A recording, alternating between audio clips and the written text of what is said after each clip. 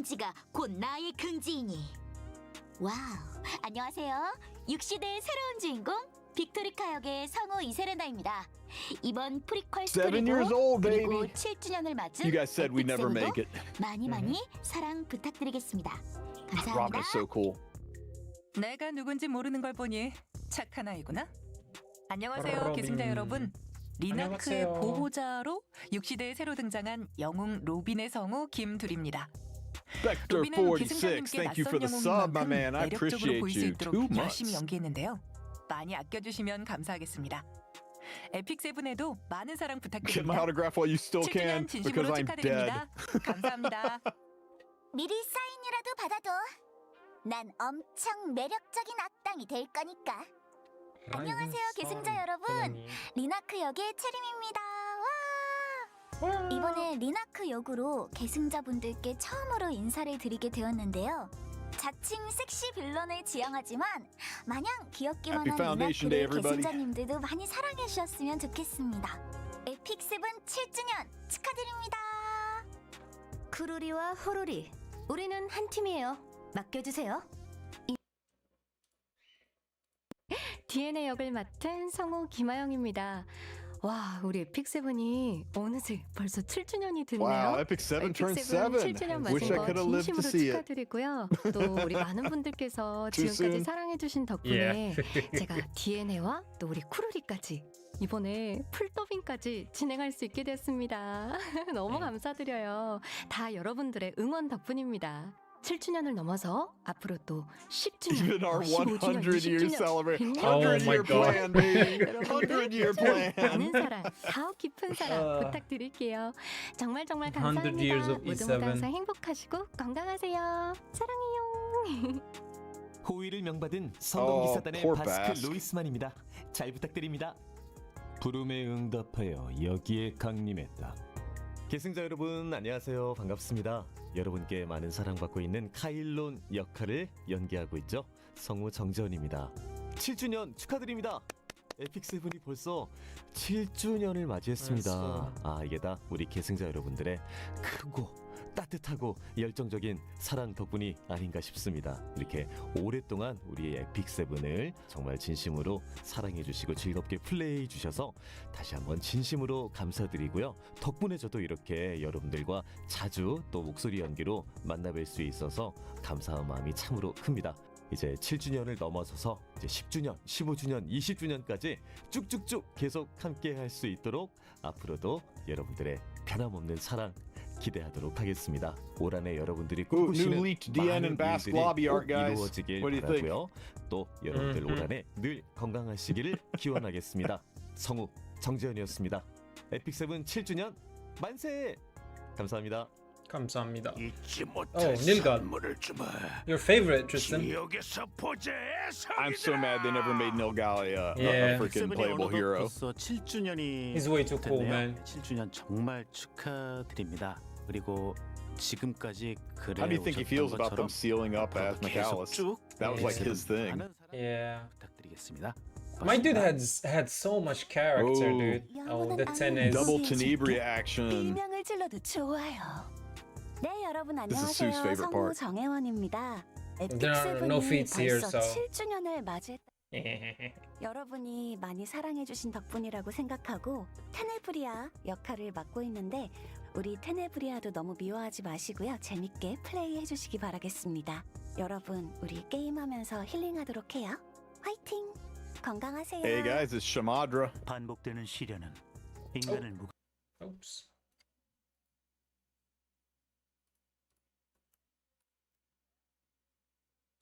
범이라고 합니다.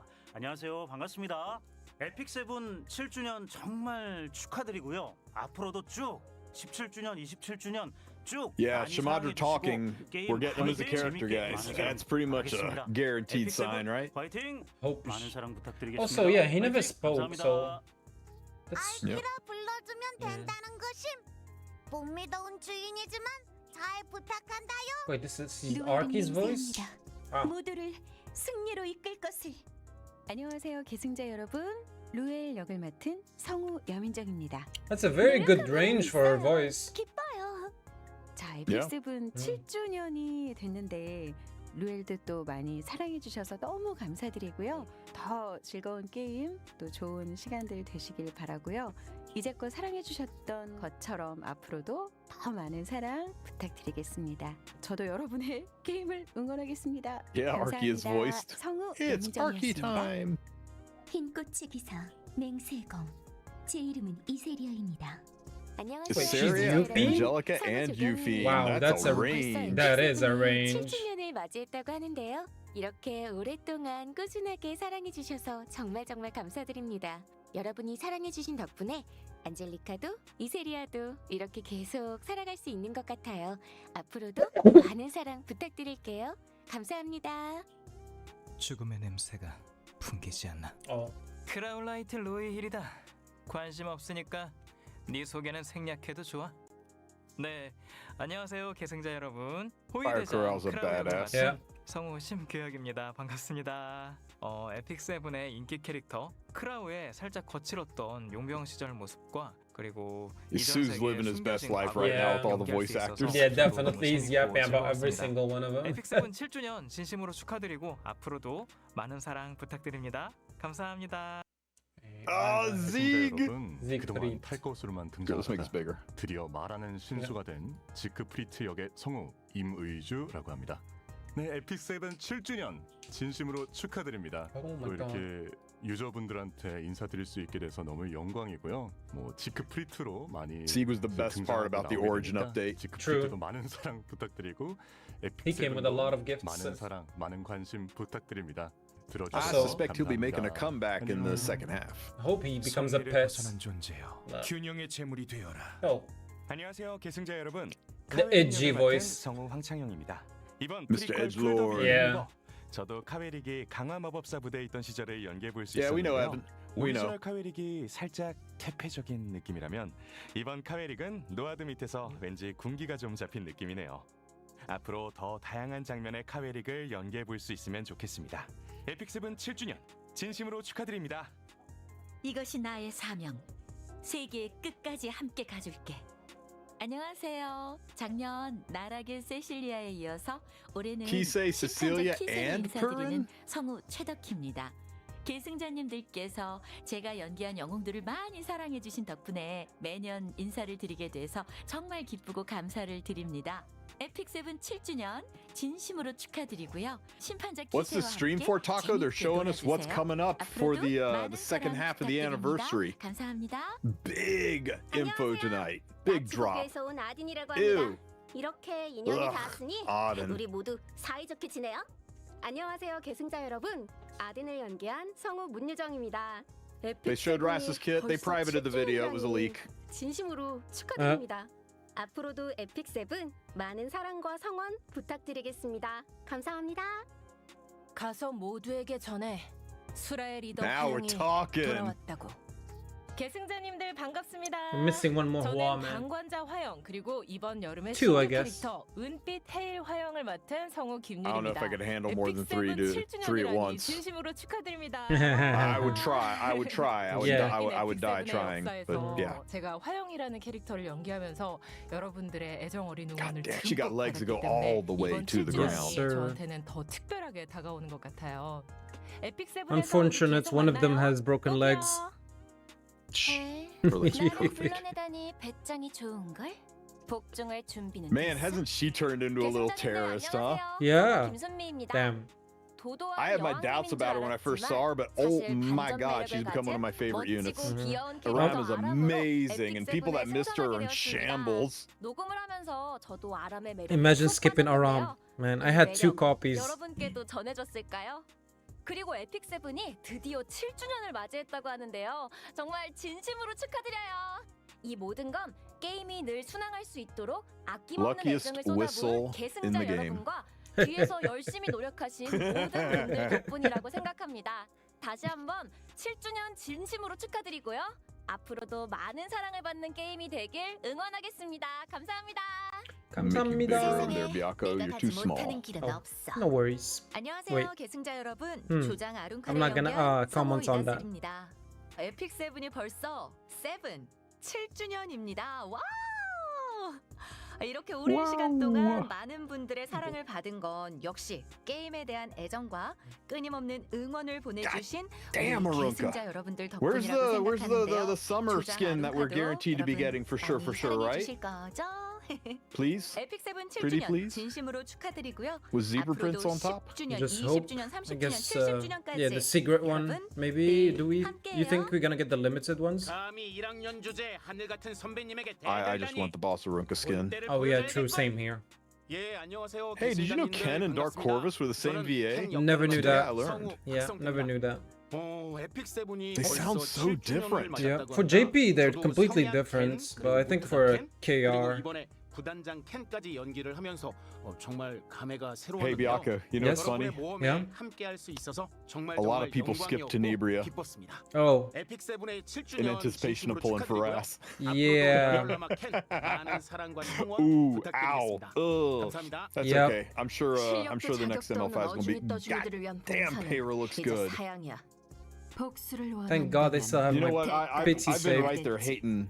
I've been right there with everybody hating on the Nadalon story arc and everything about it, but it brought us some of the best looking units in the game. That's all I gotta say. 긴 시간 동안 계승자 여러분들의 사랑을 받은 Light 게임이라는 게 Mercedes is a 정말 4-star 시간 난 것 Belcock. 같아요. 그리고 그 Yep. 일원이 되었다는 것도 정말 영광입니다.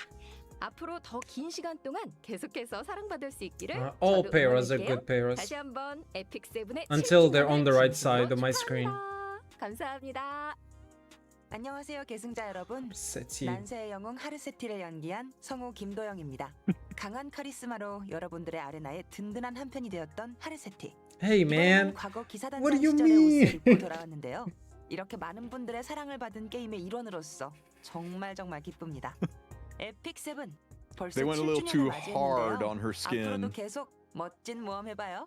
That's a loaded sentence, Juan, and I love it. 안녕하세요, 계승자 여러분. Oh man, it's your favorite drowned girl, right? 성우이지영입니다. 에픽 세븐의 Don't you love how she asks you to dance and everybody in the room gets 축하드립니다. pissed off about it? Yeah. Even the pictures, man. 많은 사랑을 받았다는 이야기. Sheesh. 저도 정말 행복했는데요. Her cosplay was 지난 freaking 7년이라는 시간 amazing, though. 동안 함께 모험해 주신 계승자님들. I still remember the Hoa cosplay, 게임에서 man. 목소리로 It's too good, too 여러분과 good. 늘 함께 할 테니까요. 같이 계속해서 멋진 오르비스 모험을 즐기면 좋겠습니다. Who's gonna be the last 다시 one? 한번 에픽 세븐의 7주년 진심으로 축하드려요. 잘 생각했다. Mildred is what? Okay, that I did not see. That I did not see coming, dude. 7년 만에 라스의 What's that, 든든한 Mildred and, 힘으로 Is Gerardo and Zerato. Champ Z, Gerardo, I get, but Champ Z, that's a little surprising. Like the hair difference is 1주년부터 쭉 damn. 함께 해왔던 기억이 It's like 있는데요. Wolf and Red, man. 7주년이라니 와. The hair 진심으로 difference? 축하드리고요. You're really gonna 저도 go there, man. 7년이나 함께 행복한 동행을 할 수 있어 너무나 20 영광이고 seconds, 감사했습니다. guys. 20 앞으로도 seconds. 계속되는 에픽 세븐의 여정에 계속 Hi, 함께 할 수 let's go. 있기를 간절히 기원하면서 또 I'm 3 계승자 seconds 여러분과 ahead of you. 만날 수 있는 날을 Oh no, never mind. 기다려보도록 That's your stream. 하겠습니다. No, you're right. 다시 한번 에픽 We're 세븐 perfectly 7주년을 synced. 진심으로 축하드리고요. 앞으로도 많은 사랑 부탁드리겠습니다. 감사합니다. All right, let's go. Let's All go. right, let's go, Okay. guys.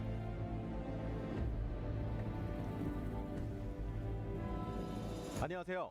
에픽 세븐 7주년을 기념해 계승자 여러분께 직접 인사드릴 수 있어 기쁘고 설렙니다. Who's this? 계승자 여러분이 수많은 영웅들과 Heirs have already adventured through orbits with countless heroes for 7 years. 계승자 여러분이 에피소드를 Thanks 플레이하며 to your 모험을 adventures 펼쳐주신 while 결과 playing through the episodes, 사도와 마신에 의해 we were 망가졌던 able to 영역을 restore the 이렇게 sanctuary, 찬란한 모습으로 once ruined by 펼쳐줄 수 acolytes 있었습니다. and the archdemon, to his radiant glory. I don't know about that. We also got to experience the story of forgotten heroes. Whoa, that was too fast. Yes, I'm talking about the Origins episode, which tells the story of the Sixth World. Victorica, Krau, Renak, Rabino. And at the center stood Ross, heir of the Covenant, 라스가 있었습니다. bravely fighting on, driven by resolve inherited. 7주년을 기념하는 자리에서 It is an honor to introduce Genesis Ross, our 7th anniversary celebration. Genesis Ross is the embodiment of the goddess Dishe, and also the heir of the covenant who will join you on an endless journey. Join us. He's more special, powerful, and important than any other hero. Oh. Ross has always been a character of great importance to the entire Epic 7 team, but we believe he holds an even deeper meaning for you, who have been with him for the past 7 years. On August 28th, you will finally be able to meet Genesis Ross.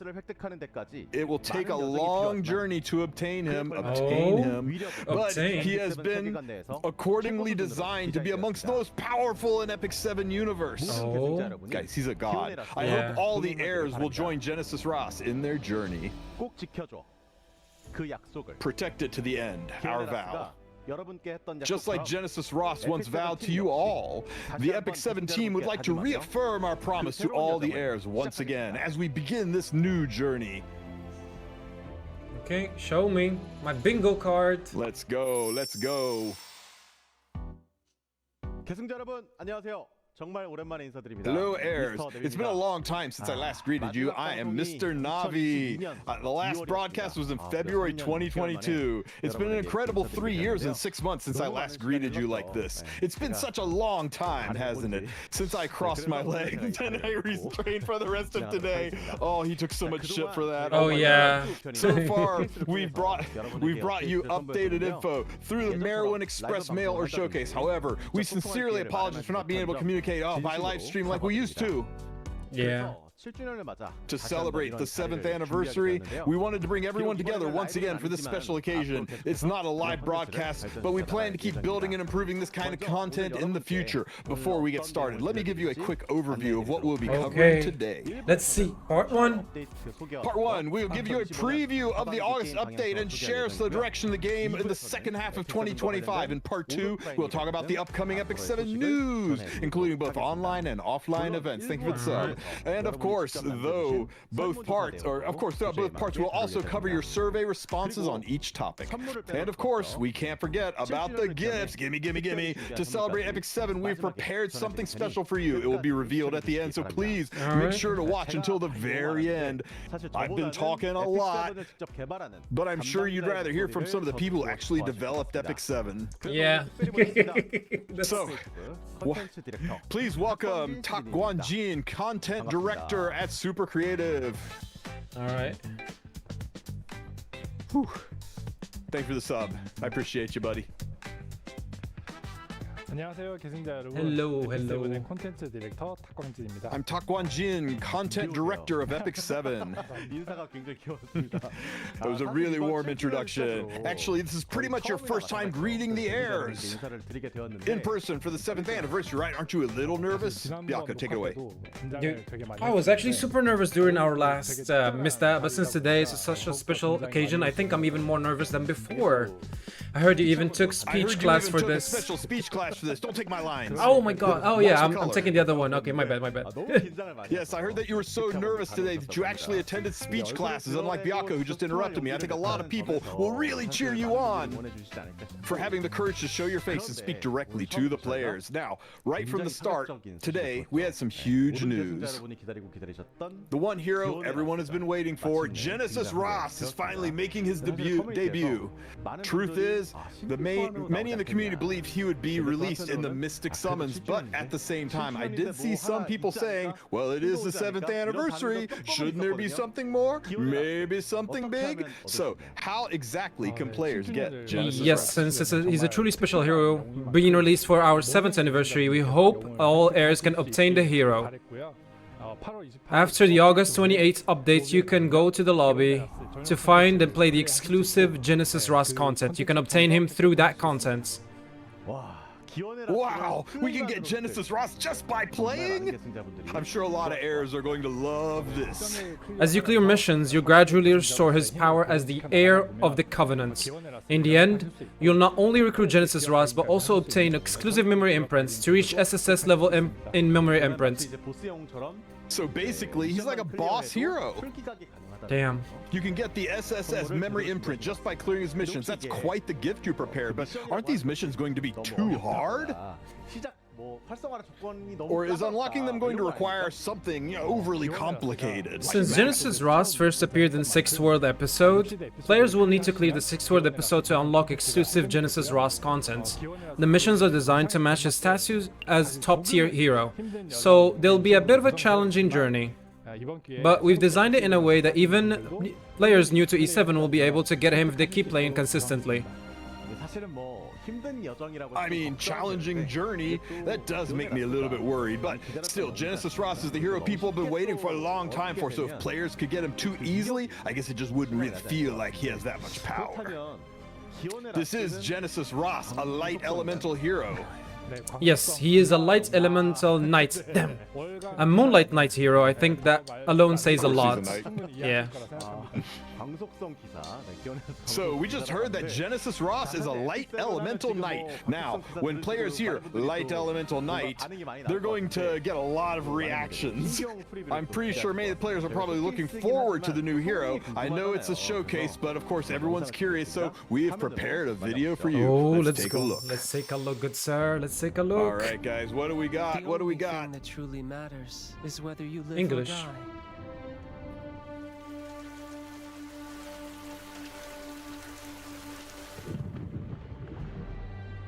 Are you me? I'm certain that you too had once been cherished by another. There's no need for fear, though I presume instinct isn't so easily governed. How ironic. To save the world, that one must forsake a life. To have been able to protect this world until now, it isn't strength in the physical sense. It's something deeper, a metaphysical will to protect those I hold dear, transcending time and space. Trust me, I'll protect this world. There's no need for fear. Though I presume instinct isn't so easily governed. This is my mission. That's a strong line. And your Look at this. Wait, this is some Straws level. Holy shit. Wow. It's a knight. Which constellation? As the very Unknown. first iteration of the Okay. goddess created as her own embodiment, Genesis Ross holds more than enough divinity to take on the archdemon. Due to his lack of understanding of humans as a whole, he's often found acting in peculiar ways. Though he used to approach humans without hesitation at first, when he later realized that his resplendent divinity struck both awe and fear into those around him, Ross gradually withheld expressing his thoughts. While true that Ross is closer to the divine than he is to humanity, it may actually be his unbending will, despite his numerous regressions, and not his divinity, that separates him from being a human. Okay, Genesis built-in Ross holy is a sacrifice. five-star light elemental Libra, knight. slow ER. He has So high balanced health line and of defense, stats. and can increase his health further through his imprint concentration.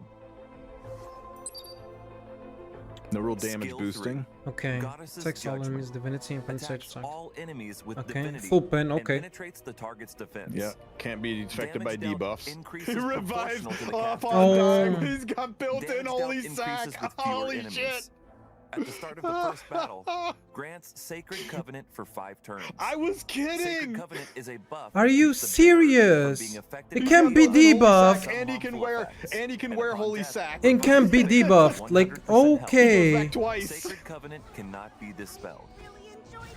Skill 2. That's brutal. Chains of Binding. After inflicting What? seal and disintegration on the enemy for 2 turns, attacks the enemy. Single target. A critical hit What's will grant an disintegration? extra turn. Why is there seal? Damage dealt increases proportional to the caster's max health. Why is there a seal? Disintegration is a debuff that reduces 50% max health by injury? 25%. This effect is He doubled when applied to decreases heroes. max HP. wait. 10 soul is consumed, But ignores it said effect when it's resistance. doubled when applied to heroes, so this Skill works against 1, monsters? Holy Yes. Blade. Attacks the enemy with a sword blast and increases combat readiness of the caster by 25%. Where's the seal part? Damage dealt increases proportional to the caster's max health. Seals on his S2.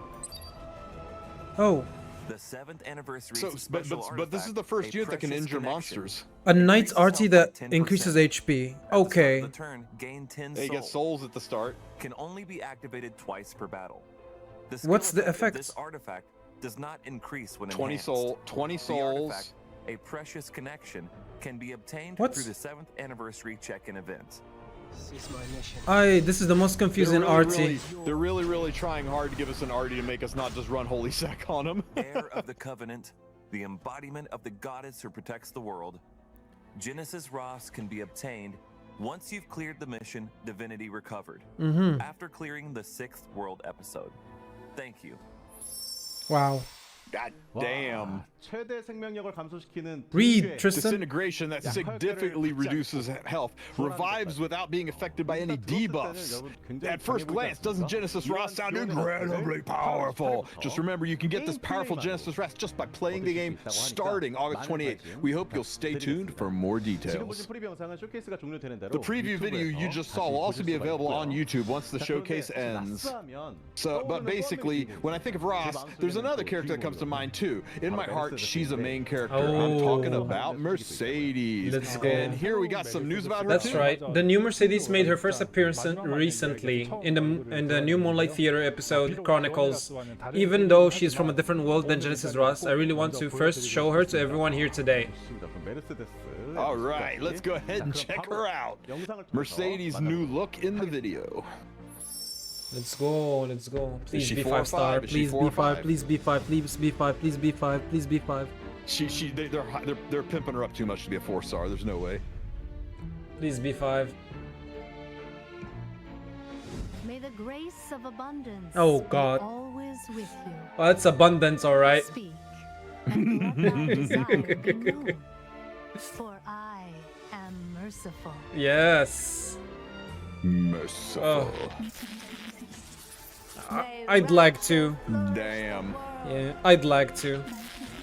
I shall bestow a benediction almighty. Thou Would. who seekest my mercy, lay bare thy desires. Everything is written in your fate. There is no point in struggling. For your beloved nation, Oh my you shall God. wither away a witch. Wow. Wow. Yeah, she's nothing like normal Mercedes. I'm down. Born of thy wretched sacrifice. Wow. Oh my God, I'm loving I'm this. down. Yeah. This is. I'm getting goosebumps, dude.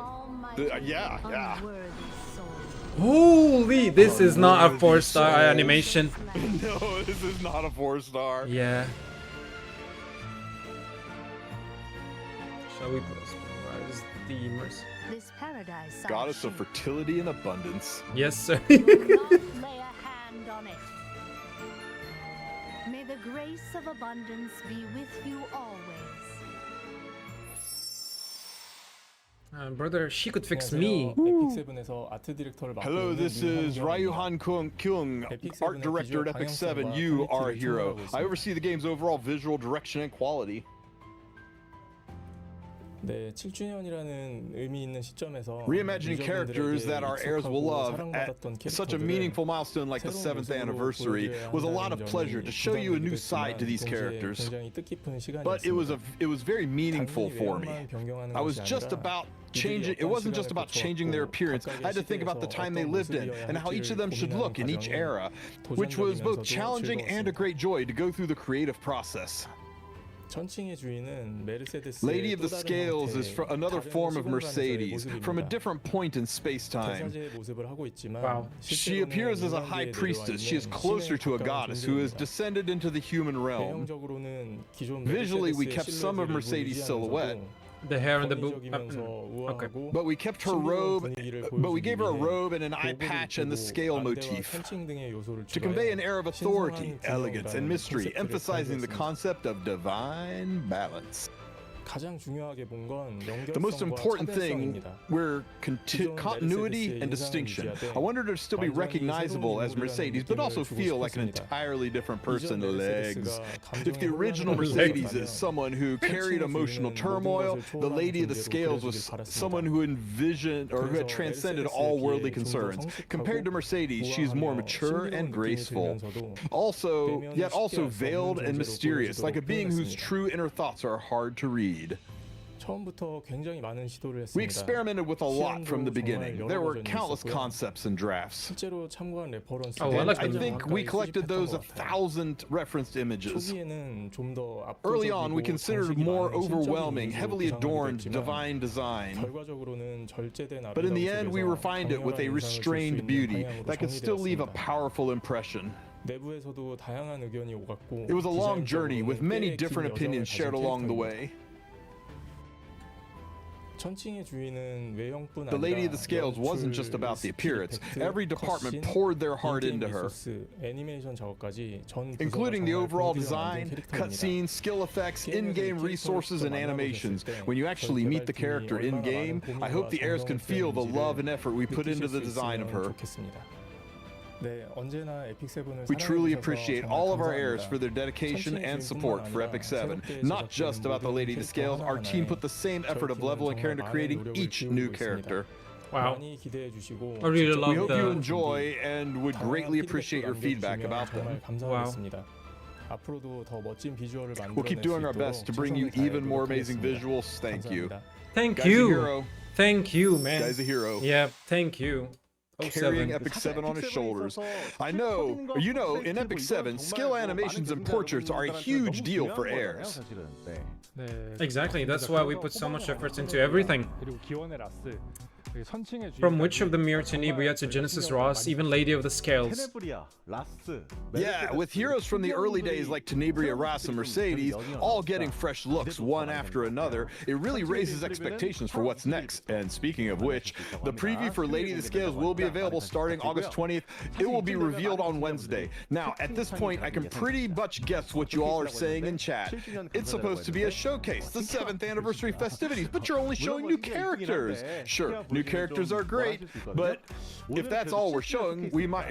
But since it's the 7th anniversary showcase, we've prepared some update news for us, right? Yes, of course, we've worked hard to get everything ready, but before I get into the update details, I'd like to start by sharing what the 7th anniversary means to us. 7 years is a long time, and a lot has happened during this time. We've always aimed to develop and run the game from the same perspective as our heirs, but there have been times where we fell short of expectation. That's why, starting with this E7 anniversary, we've determined to show a better E7, but we'll be given everything we've got. This 7th anniversary updates marks the beginning, and I'd like to share that we've prepared. Alright, I think many heirs are curious about how the game is developed, and many heirs will thus enjoy hearing about the background and designs behind the content. So where should we start? The first thing I'd like to talk about is the improvements related to equipments. Holy yes, go! Right now, Epic 7 has a ton of content and a huge roster of heroes, and players experiment with all kind of different builds. The problem occurs when playing a certain content like Hall of Trials or Trial of Constellation. Oh my god, players would often have to take equipment off one hero temporarily, then later put it back, which means take a screenshot hunted and put each part back so as usual plays to restoring their regular setup. We've understood it's been a hassle for a lot of players, but it's gear loaded, boys. Oh, I remember, heirs. Please give us equipment preset system. It's actually been discussed and requested for years now. No kidding. In the recent survey, we asked which system improvement would you like to see. Oh my god. 24% of you said equipment presets. Let's go. The other 76%, I guess, had their heads up their ass. No, they're probably split. It's splits, right? So we spent a lot of time discussing ways to make equipment swapping less of a pain. Shared presets, individual hero preset, and content-specific equipment setup. That's a lot. We've seriously considered a wide range of solution internally. Even in Epic 7, even if you use the same hero in the same content, you might use them as a debuffer one time, as an attacker another time. That means there are times where you'll have to completely change equipments. And this indicated players who push stats to the absolute limits often swap out different pieces of equipment depending on their first turn opener to fine-tune their builds to the smaller details. So we've decided that implement an equipment preset system, let's go, that simply saves one or two, enables swapping them between the heroes. Instead, we're introducing a system that's most intuitive and immediately we're going to implement a revert equipment change feature that will keep a record of equipment setup change and instantly restore a selected previous state. 이게 사실은 일종의 프리셋 기능이 들어오는 It's great that we're finally getting a preset feature. 일인데 이게 말만 들어서는 사실은 일반적인 But it's really more important than a standard preset. I'm not quite convinced just yet. 약간 좀 감이 안 오네요. 이 예시를 통해서 I think we might need an example to really get the picture. Sure, for example, let's say you're setting up a hall of trials and you need to borrow equipment from other heroes. With the new system, you can choose a save point in time, instantly restore all equipment setup to how it was at that moment. Oh, okay. Yes. Then we can have multiple sets. You can swap your equipment around however you like, and when you select a save, once your equipment setup will revert exactly to what it was. It may seem like a simple feature, but I'm confident it will make a big difference for players. This is not as... But now that raises another question in my mind. There is one big thing that gets in the way. Of this. The costs for unequipping the equipment. In the same survey question we mentioned earlier, a whopping 28% of players hope for free unequip. Say it, Tristan. Not as a temporary event, but permanent. Say it, Tristan. Please. Permanent. Any way we can make that happen? So starting August 28th, we're making unequip. Let's fucking go! Yes! Oh yeah, baby! Finally, after 7 years, permanent, free, unequipped. Back when I used to stream. Oh, this was something I saw in chat every single day. Oh my god, I'm so hyped. How did this The amount of gold happen? consumed by unequip isn't small. But as we celebrate our 7th anniversary, we felt it was time for a major change. We decided that eliminating the inconvenience of changing equipment was more important. However, if we only remove the unequipped costs, players would probably start changing equipment a lot more often, which would create their own other inconveniences. So after we make it free, we'll monitor changes in play patterns and trends, and look for other areas we can improve. Honestly, it would have been nice if this had happened a little earlier. Yeah, 7 years. But still, hearing that unequip is finally free, fantastic news.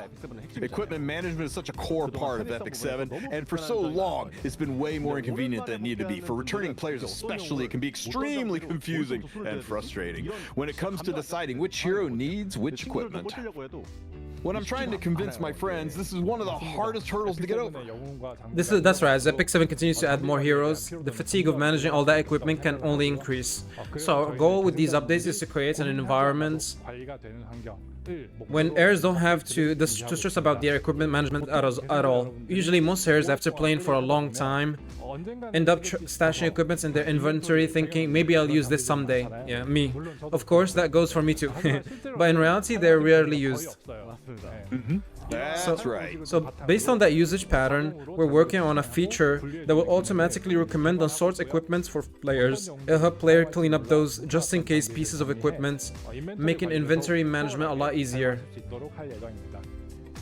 Good. Wait, does this mean the system will automatically move equipment around?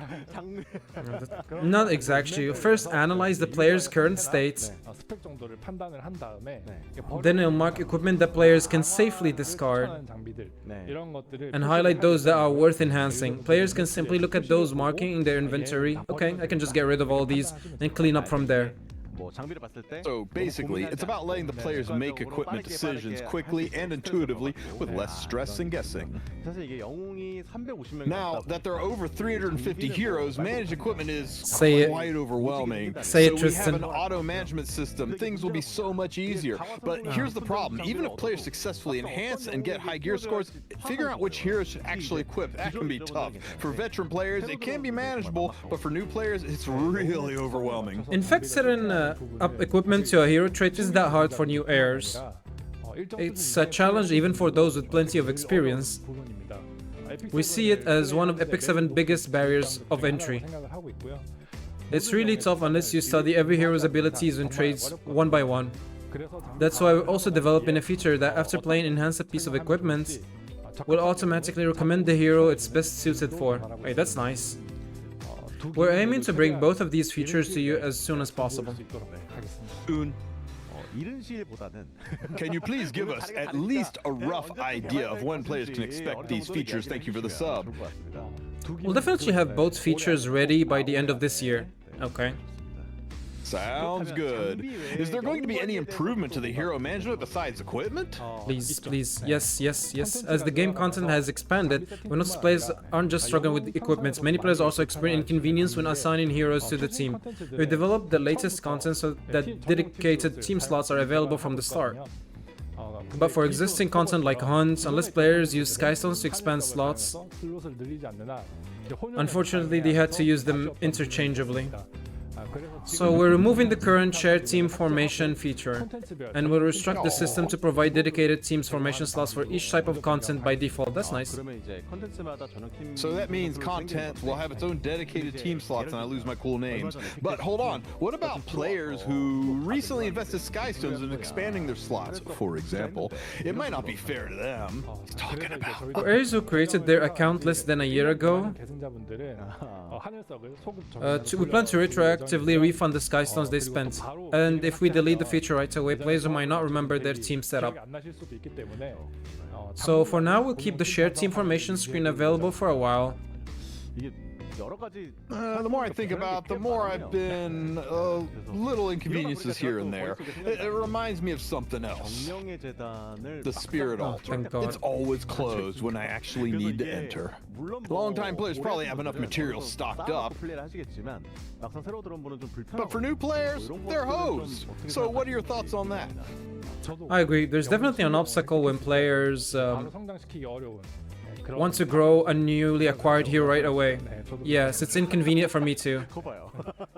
Starting on August 28th, all Spirit Altars will be available all time, regardless of elements, with no weekday restriction. Let's go. It seems players have been requesting for a very long time. Yeah, me, one of them. I'm one of them. So I apologize once again. We'll continue working to fix issues caused by outdated systems through ongoing updates and improvements. It might seem like small things, but in actual gameplay, little inconveniences cause sudden bursts of stress. So I think players will really appreciate these changes. Now, I'd like to shift gears. Okay. What direction is Epic 7 aiming for in the future? I think it would be great to shape the future by learning the frustrations and challenges the heirs have faced in the past.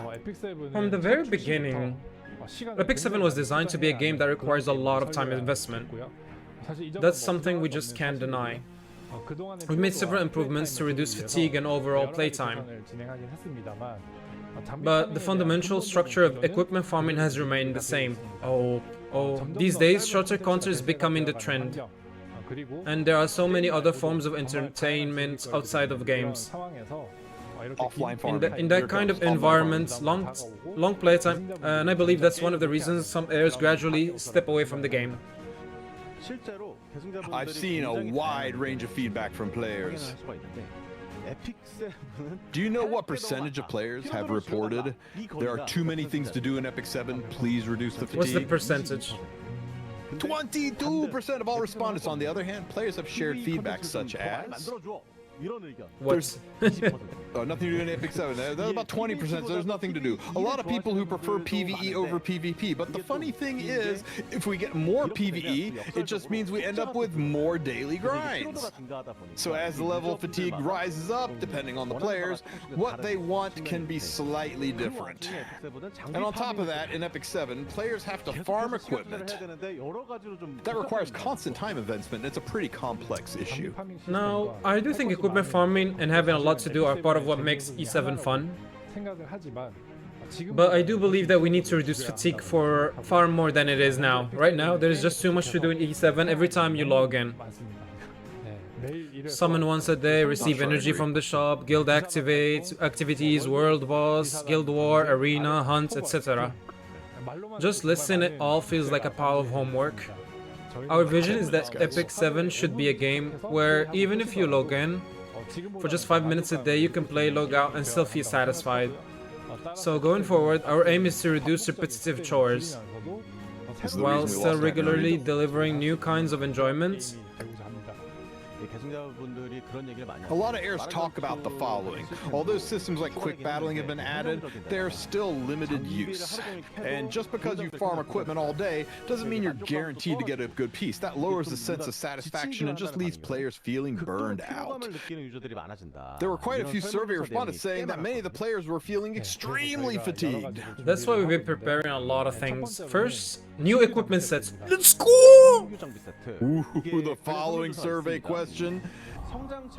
Which growth and progression aspects needs improved? 24% answered new equipment sets, 15% said higher grade equipment, and there's actually quite a bit of demand for new equipment or new equipments like that. In the past, we've been very cautious about adding new equipment sets because of the time and fatigue that equipment farming requires. But now we plan to actually lower the difficulty of farming equipment. Oh, okay, that's good. And enjoy the fun that comes with them. Okay. So, what new equipment sets are being added this time? 2 equipment sets are being added, the reversal set and the riposte set.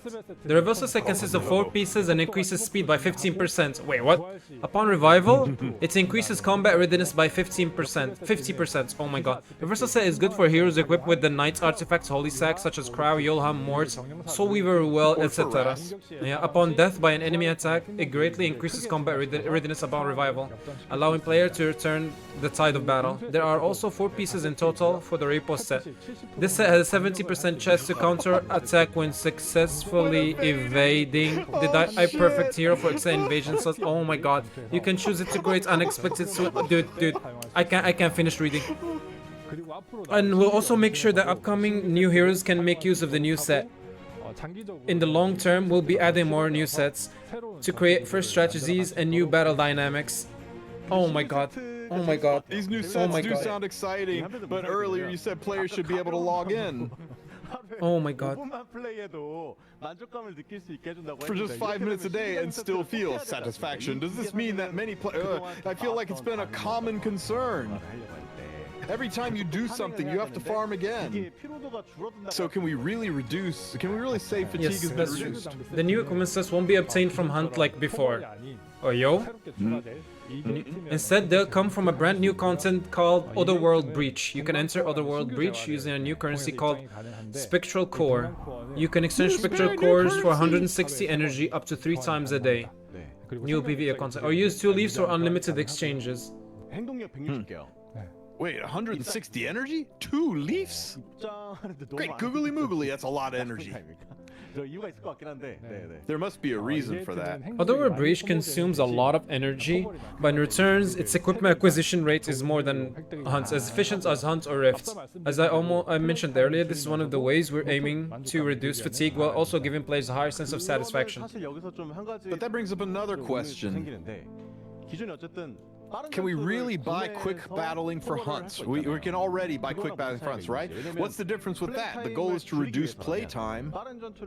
Wouldn't it be just easier to make quick battling unlimited? We're about to get 2x farming. I wish. I think some players might ask, why hasn't this been done in this way? I figured you'd ask me that. So there is something special about the Otherworld Breach. You can obtain otherworldly epic equipment there. Otherworldly epic equipment is basically the same as regular epic equipment, but it drops without integral based stats. Wait, what? No flats? Enhancement will only increase the stats within the higher range, so it's easy to create high gear score equipment. Wait, this is actually insane. So this is a tier above. So this is a tier above epic equipment? No, it is not. It won't have higher stats than existing epic equipment. The maximum value for enhanced stats is the same as for epic equipment. The difference is simply that it can't low roll stats. What's the reason we decide to introduce otherworldly epic equipment is this.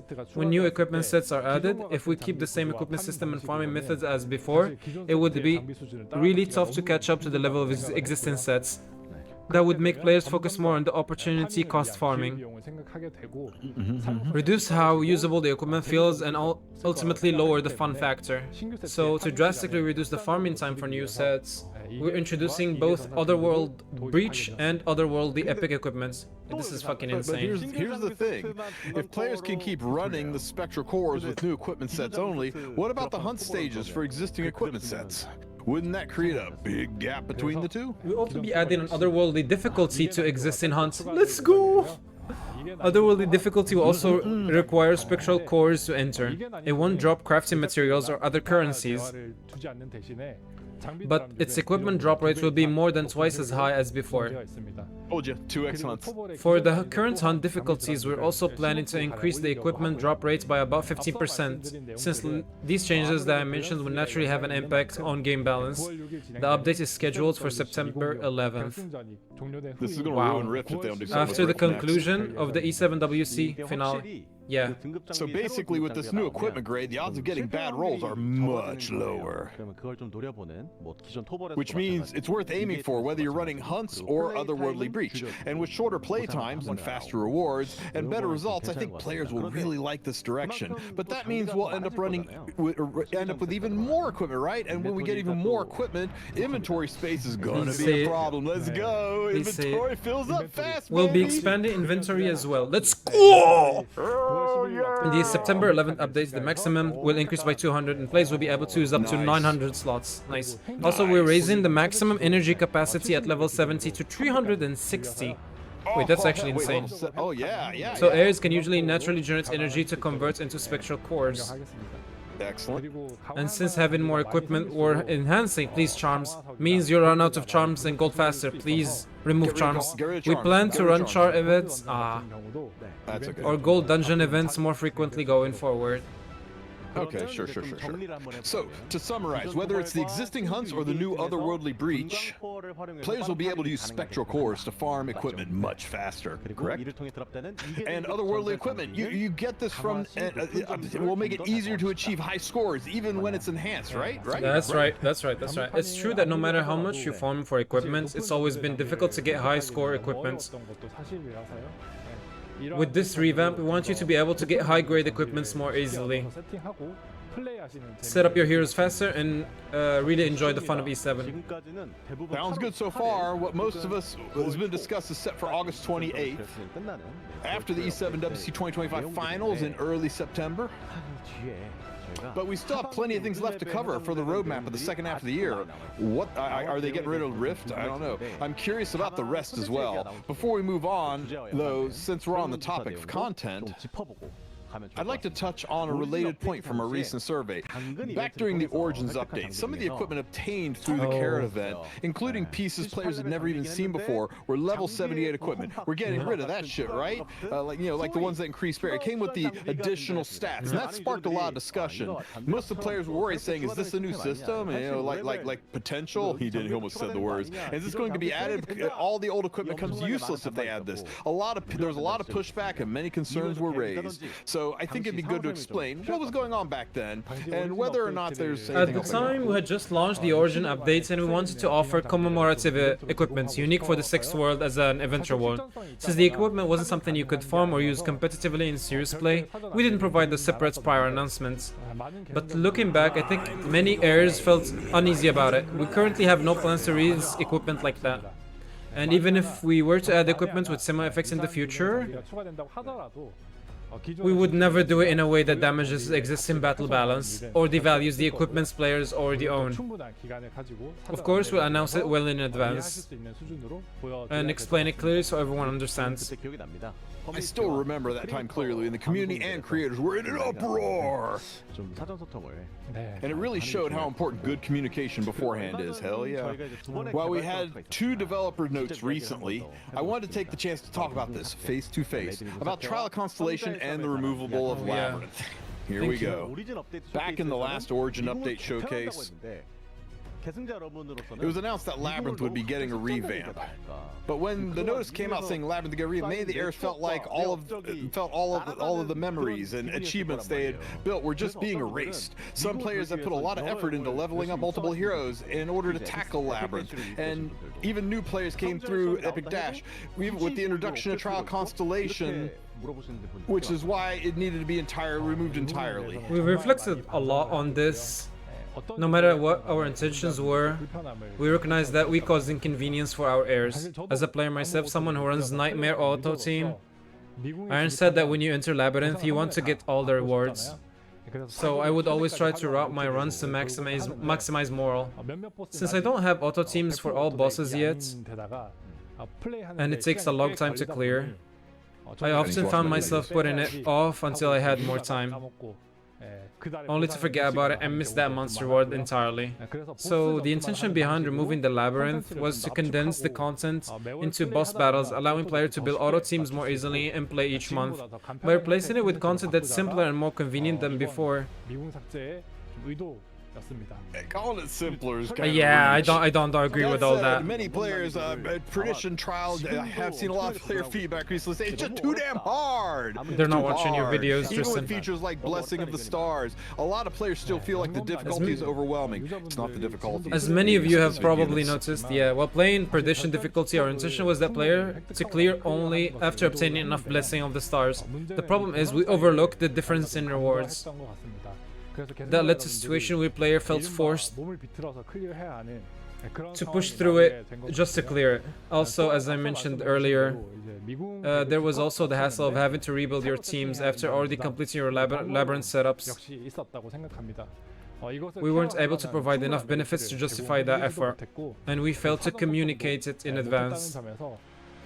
So I believe we didn't live up to heirs' expectations. I'm constantly learning and taking in feedback to improve every day.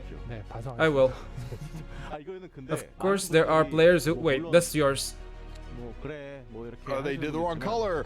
The other players say will be fine, but they really were plenty who ask, why remove it at all? To make sure something like this never happens again, we'll improve our content review process and ensure we have proper communication beforehand. Earlier this August, we issued 2 developer notes to apologize, since then we've adjusted. Nightmare difficulty now gives you valuable rewards matching Perdition difficulty, so you can get the maximum rewards just by clearing Nightmare. It's true, Nightmare and Perdition, exactly the same. Perdition difficulty will be reworked into a true once-per-season challenge mode. And the cost of Skystones for resetting the hero slots of the Blessing of the Stars, it's been adjusted to 100 because 1,000 was stupid. And this is in the end. As the regular season begins, we continue to listening to your feedback, so the Trial of Constellations can evolve into content that's both genuinely fun and far less stressful to play. Since there's already been a lot of feedback on Trial of the Constellations, please keep sharing your thoughts as you play the regular season. We keep updating and improving it to an even better experience. Here's another feedback that came up. Some of the players felt that Goblamu's treasure storage has become less rewarding. Since it was turned into a permanent content under Ogre's Armory, they expressed the disappointment about the lowered efficiency. Goblamu's treasure storage was an event that held during last year Epic Dash when we turned it into a permanent content like under Ogre's Armory. We positioned it as early game starts boost. If there is too big of a gap in enhancement efficiency compared to hunt equipment, it could make hunt equipment farming, which is already tough, feel even worse by comparison. That's why we took a more conservative approach to balance. However, I think the bigger problem in terms of experience with Ogre's Armory isn't the enhancement efficiency itself, but rather that players don't want to spend their shards on equipment that isn't going to be their final equipment. And with new content like Otherworld Breach coming, Ogre's Armory's role become even more uncertain. So we're planning further improvements to it.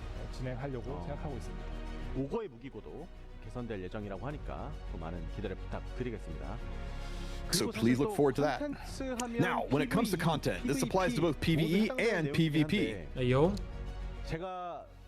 This is one of the top 3 suggestions I've heard the most. RTA shop, RTA shop, RTA shop, RTA shop. Oh god, this is even better. This is even better. This is even better. This is even better. Oh no!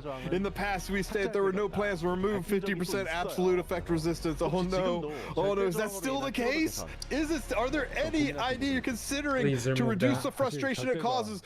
Honestly, that's something we've discussed a lot internally. We have no immediate plans to remove it. God damn it! But we're fully aware of the fatigue it can cause in PvE. We'll work to minimize the stress from these RNG elements in the future by adding additional adjustment systems. Okay, like Rift's controller or Blessing of the Stars. Okay, so understood. 15% absolute resistance isn't being removed yet. But for PvE, there will be put in devices to make it easier. Then again, this is also related to the overall direction of development. So if you can be patient a little longer, there are plans to keep working on reducing that frustration, and I think you can look forward to it. Right now, let's talk a bit about the rest of the roadmap for the second half of the year. What is the currently in development for September through December? All right. Plan rerun because that new set. Holy crap! Okay, in October we'll be introducing a new story called Phantasmal Barrier, along with the Guild War tournaments where the top 32 guilds will compete. In November, we'll have a new PvE content called Moonlight Showdown, and in December, following the 6th World episode, we'll be releasing a new episode. Let's fucking go. There we go, episode 7. Wow, so much. A new episode. I'm sure a lot of players are curious about that. For detailed updates on each content, please stay tuned for the upcoming showcase. Bro, I think the whole bingo card is full now. So, you can't reveal everything all at once, right? I see.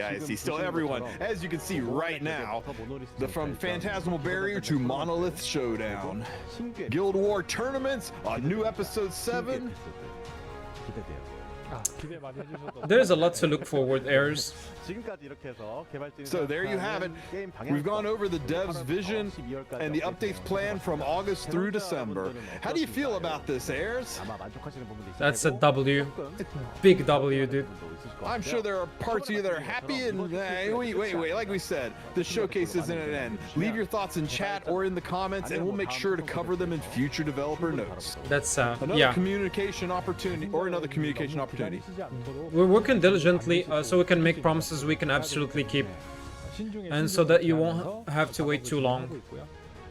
That's why, even beyond today, we'll continue to share updates through developer notes or actual content as soon as they're ready. We'll be seeing you again in the future, so please keep sharing your feedback. Is that a promise? Are you going to appear more if you invite me? You know, it would not be a waste to make use. It'd be great if you could keep making appearances to not waste those speech classes. I know it's hardest the first time, but once you keep doing it, people start enjoying it more. Whoa. Now for the big showcase like this one. But hopefully, with more casual content, we can greet you again soon. That was hard to read. Yeah. We don't always need something huge or grand. It's better if we can check with the players more frequently. And speaking of which, this still isn't to the end. In part 2, we'll be joined by business director Jin Oh to talk about Epic 7's offline and online surveys, other news, and some interesting survey results. Parts 1.5. I guess you could call it part 1.5. It's full of the kind of things you might be wondering why we haven't talked about yet. And yes, we're going to be talking about balance in Epic 7 with the actual developer in charge. Balance is something many game companies are reluctant to address directly.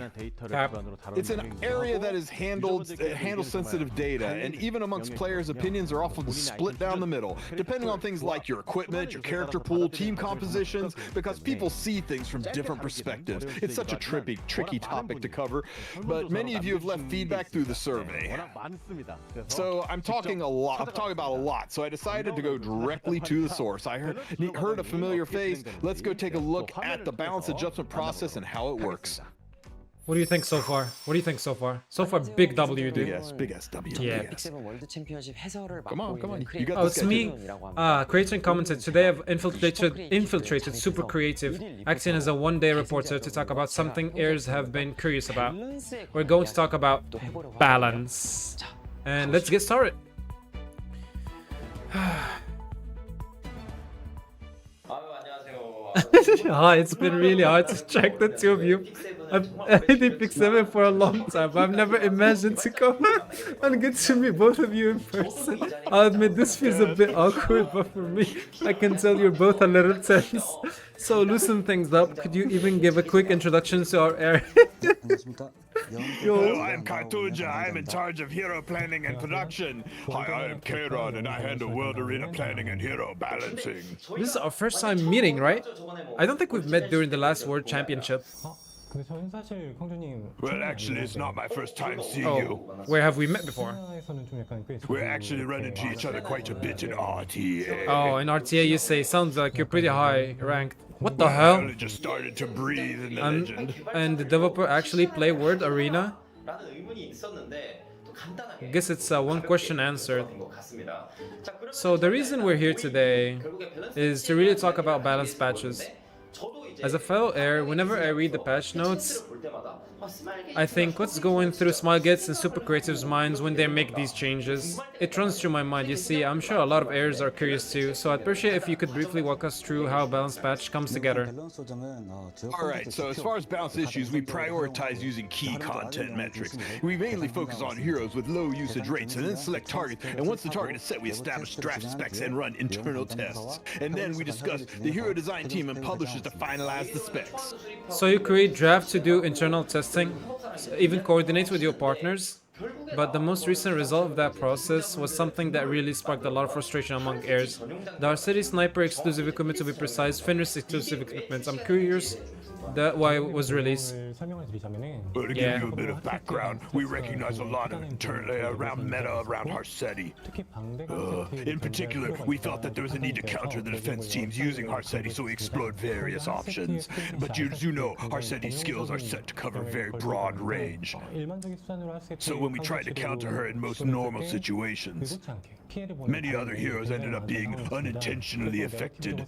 So we decided that a narrowing, powerful counter like Fenris, who also fit the narrative by giving him exclusive equipment. However, many heirs expressed concern, and the idea of explicitly targeting heroes with a counter, their voices of agreement within the team as well. So we decided going forward we would avoid countering designs of that nature.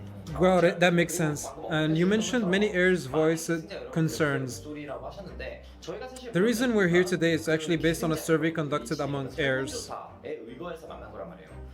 According to that survey, in real-time arena and other content, 36% of respondents said that they preferred upward balance adjustments where heroes are buffed, while 27% wanted downward adjustments. But of those 27% heroes, aside from heroes like Hwayong, Silverblade, Araminta, and Sageball and Cezanne, they've rarely experienced nerfs at all. What are your thoughts on downward balance adjustments? As a rule, we try to avoid nerfs as much as possible. However, particularly if this is causing significant stress for many heroes, then I think a nerf can be considered. There's hope. That said, we have to consider the fact that these heroes, heirs have acquired through... So we believe it's important to build... Next, there's the feeling that inflation of power balance is creeping in a bit. So, seems Hero have suggested doing balance patches more frequently and regularly to try and control this trend. Our team understands that very well. The level of anticipation heirs have for balances. When we prepare a balance patch, we always set a target, a desired scope of change. But if the patch cycle gets shorter, naturally the time scale of individual adjustments has to shrink. It's not that we don't want to put to work, but if we change the meta too often, we feel it could actually raise difficulty barrier of the game. If we release a patch that heirs feel, this I really not notice much, then many people will be disappointed in that sort of direction. We see the current cycle of balance as a middle point that allows these patches to bring meaningful change for our heirs. The next question might be a bit more sensitive. There's a huge difference between before the ban protection system existed and after it was introduced. Some heirs prefer the ban protection system while others don't when playing the World Arena. Remove that shit. There are even requests to remove ban protection entirely. I'm curious about your thoughts on that. This is a serious topic. It's something that we really haven't spoken about until now. The original intent of the band protection system was tied to addressing the balance issue between first pick and second pick. In the pick ban system, second pick has a certain amount of strength. There's a post-ban system where one hero is banned at the end. For a second pick, that means you have to finalize your deck sooner than the first pick does. It becomes a bit harder to secure the value of that final last pick, that slots that you would normally have. If you choose the perfect last pick after seeing 9 previous picks, of course it is likely to get banned. Now you might think, then why not just remove the post-ban? But since all balance is designed around the current system, removing it entirely would be a huge risk that has been difficult to apply. So we started thinking, what can we do within the existing system to ease the disadvantage for second pick? That's when we saw the need for a slot that could be absolutely protected from the final, which led to the creation of band protection. To summarize, band protection has 3 main purposes. First, to restore strategic value of the last pick. Second, by protecting it in the ban slot. And to make second pick's first pick commit their deck concept earlier. That's complete dog. So they share the same burden of revealing their strategy. The second pick has had the hard carry before. In essence, the core purpose of band protection system is to help balance the first and second. And the third, this might get a bit long, but it's a slightly different angle from what I mentioned earlier. We also see band protection as a way to lower the difficulty of the pick ban phase. When one of your picks is guaranteed to be safe, it makes completing your deck much easier regardless of what's your first or second pick. Consider the bigger picture. We believe it can serve a factor that lowers the entry barrier for World Arena. Given what you've said, I'm starting to see, that's cap, why band protection system exists and its value. But these days it feels more and more like if you take the first turn, you get to seize the momentum and you're much more likely to win. True. It's become much harder to turn the tables. Since it's a turn-based game, it is true that having the initiative generally gives you an advantage. That said, it's not like, for example, Zio has the highest win rate out of all the heroes. Feeling really depends on the meta at the time. Whether the connected parts are good, the right timing would all come together, that could all contribute to how you perceive. In particular, towards the end of the recent summer season, the meta heavily favored seizing the first turn, so I think players really felt that impact. But we're preparing for ways for you to experience a wider variety of battle systems and styles, so stay tuned for those changes. Understood. Then let's circle back to balance patches. Both heroes and streamers alike, every Friday they're waiting for the next balance patch, yes. But honestly, the number of heroes included in each patch isn't that high. Some heroes like Spez or Kisei or Melissa, they seem to get patched quite often, while many heroes rarely, if ever, get adjustments. I'm curious, why does it sometimes feel like the same heroes are getting all the attention? Well, because we like those heroes. They get multiple balance adjustments. It's usually because their usage doesn't rate up, or because they're needed for meta for some reason. In some cases, even after several adjustments, a hero still doesn't work well in the meta, so they need more changes. We'll work to address these issues, and make sure adjustments lead to heroes being viable in actual play. Alright, then I have one more question about balance patches. In Epic 7, there are some heroes who feel like they urgently need patches. That might just be my opinion, but I think other heirs feel the same way. Yeah, Opsig. For heroes who aren't used much, it's understandable when they suddenly get an update. But what about heroes who were already performing well, like Urban Shadow Shu or Infinite Horizon Acades? I'm curious what leads them to suddenly get a patch or receive an EEs. Even if a hero is already popular, they may still receive a balance patch adjustment to help them break. For example, a lot of people ask why Urban Shadow Shu received an EE. We got a lot of questions about that, and at that time, we felt there was a clear role she could fulfill, like going super fast. So we decided to add the exclusive equipment. If we were going to give her an uncertain or half-measured option, we wouldn't achieve our intended purpose or lead to meaningful changes in the meta. So if we were to add, we aim for a strong, decisive option. That will achieve the function that we intended. Going forward, we actually reflect the heirs, so a wider variety of heroes can get. We work harder and target on selection. Got it. Appreciate that. They type way too fast. So after talking with the dev team about balance patches, as a follower, I can't help but wonder, what's next for E7? is seized, man. What's the direction of the balance going forward? Well, we need to keep shaping the battle environment so more heroes can see use. Our goal with the balance adjustments is to make sure every hero can have their own role without leaving any behind. We continue to welcome your interest and feedback, always taking them into account. Also, I'd like heirs to take this opportunity to give heirs a heads up. In the upcoming fall season of World Arena, a new system will be introduced. It's called Warfare Rules, which World Arena match is made up of one of several preset rules, which will be randomly applied to that match. Let's go, and it will take effect during the battle, and has something particular with before with Battle Frenzy. The Battle Frenzy system was meant to bring a new flavor to each season. Yo, let's go. Oh my but god. since the same rules stayed for the whole season, yes, I didn't do too much to break up a stagnant meta. Yo, imagine randomly going into a match with like you have like 5 pre-bets. Rules are purposely designed to shake it up and give players advantage who can adapt flexibly to situations. Meanwhile, Battle Frenzy will go back to its original purpose of preventing matches from dragging on too long. Get effed, tank down players. Like actual this talks on the balance patches. We start with a survey from the heirs. Is now coming to a close, and I think we've answered a lot of the questions you had. You check the YouTube comments, Epic 7 communities. You see all of that, right? Yeah. The divs do check. So I hope heirs will continue to send their support and feedback. But before we wrap up, is there one final thing you'd like to say to heirs? More SCs. Yes, stop calling me fat cat, I'm just big boned. And it's been meaningful to have a chat, to be able to talk with our heirs. I think you took most of what I was going to say, but yes, I was nervous too. There's a lot of pressure personally. Still, I'm really glad I could communicate like this with our heirs. As a developer, but also as someone who loves Epic 7 as a player. Developers play, people. Keep going, keep doing my best to make the game even more fun. Thank you.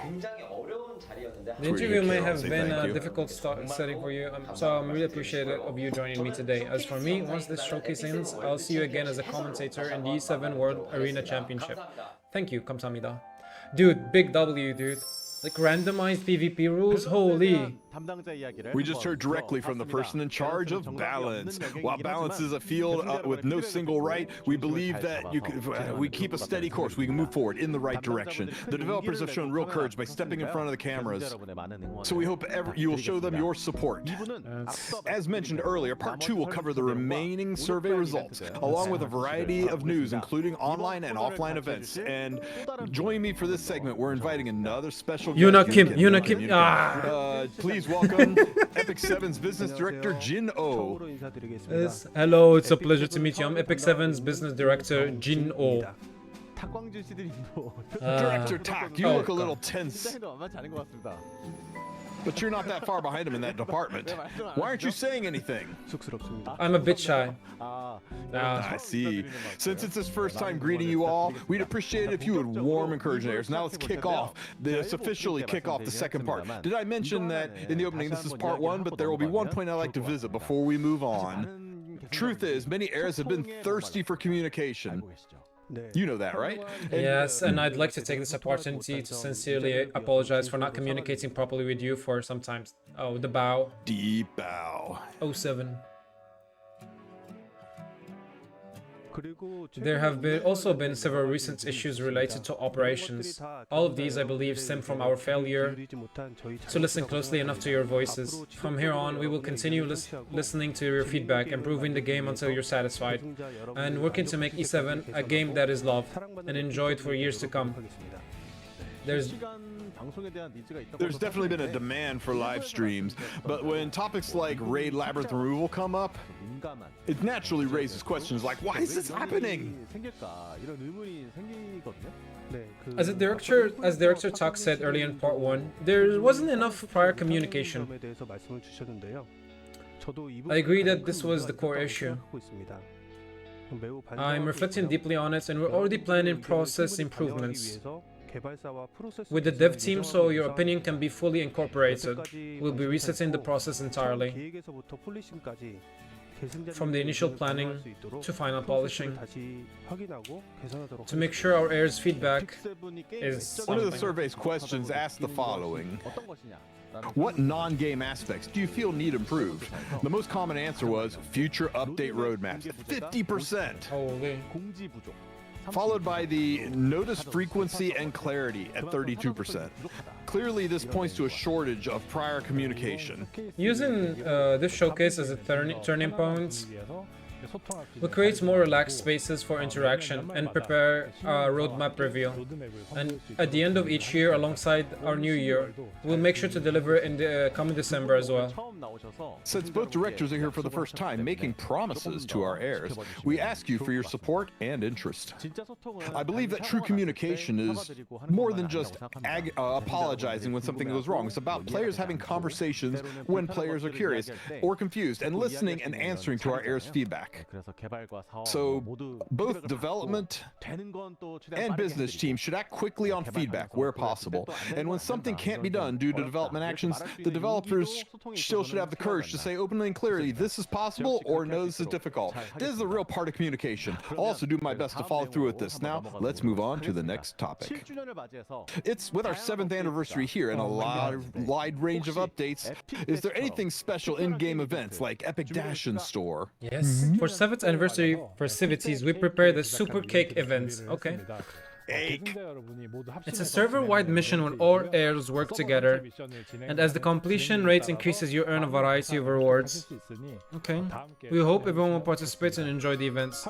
As you can see in the screen, you can obtain unknown slates, bottle of knowledge, hero element summon tickets, plus the 900 Tywin librarian medals to use before, and 6,000 energy. Those are mystics. Why not 7,000? It's 7,000. So we hope you'll log in and play plenty during 7th.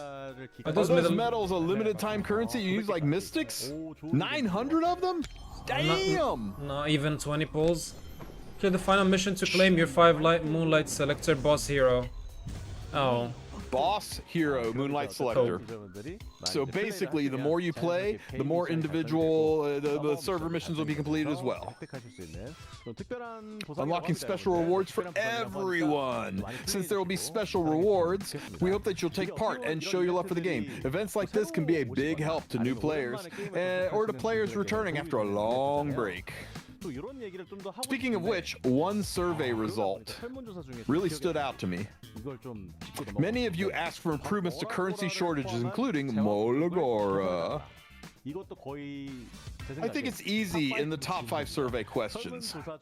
With the survey questions, which in-game currency do you find most scarce? People actually said Molagora over charms. Yeah, Blows my I can't away. Do you know believe what percentage of the respondents said Molagora? 35. It was the highest by far. So what's your take on that? We've reviewed those survey results and we're currently considering ways to increase rewards in future content and events. For example, in Trial of Constellation, players can earn Molagora through gameplay. I can't promise we'll make currencies endless and abundant, but we will make sure that they aren't so scarce. That you can grow the heroes you want. So essentially, you'll keep adding more opportunities to earn rewards through content and events. That's right. How I understand it. Okay, while we're on the topic, we also got a lot of requests to improve the coin shop rotation. Let's go. As the roster grows, it's harder to see certain heroes appearing in the rotation. I suppose each player has different heroes they want to get, depending on the situations and needs. Remember the survey response about how players often waits a long time for a specific hero they want? We're discussing ways to address this. Okay, such as letting player choose from all heroes released before a certain cutoff date, making long-standing heroes much easier to obtain. So selectors. By adding a selection feature like that, it would definitely help players pick up the heroes they missed. Personalized banners permanently, nice. By the way, Director Jin Oh, are you in a good mood right now? Yes, very much so. Yes. Are you sure? Yes, sure you're in a I'm a bit nervous. Still I feel great. So this is your happy face. Oh my god, that's not a good face. Some viewers might not like seeing a big I'll show smile. one next time. Yeah. All right, next time it I'm is. just a bit nervous right now. In that case, maybe you, Director Tack. Oh god. The roast. The roasting. Great.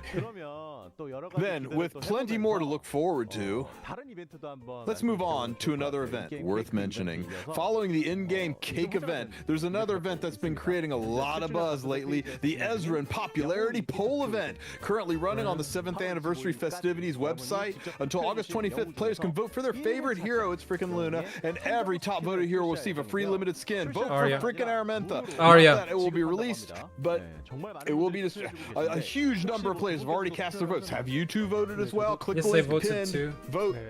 Okay, let's see how based they are. 제가 투표한 영웅이 The hero I voted for is actually in first place right now. Pinned link, go Goddamn. vote. Really? I voted for the same hero. Man, these guys. Can we tell? We can tell a lot about your tastes. We recently revealed just about 10 days of voting left. Let's take a look at the current standing. Luna number 1. Yeah, let's go. Surprise! Yo, Arunka. Let's go. Oh. Following her is Boss Arunka, and Bystander. third place is Bystander Hwayoung. So why did you two vote for New Moon Luna? 저는 신월의 누나 아유. 신월의 누나요? New waifu Luna. Seriously? Better not say more. New Moon Luna is great. Sorry. You must really like her, clearly. Clearly, she's the character we poured a lot of effort into, and when she was released last year, she's a character I'm truly fond of. She is incredibly popular. Despite being released not long ago, her popularity has skyrocketed, so there must be a lot of people looking forward to her limited skin. If you vote every day, you will also receive energy each time. So, for instance, if you really want to see Bystander Hwayoung win, Oh, that's probably what he voted for. you shouldn't miss a single day of voting.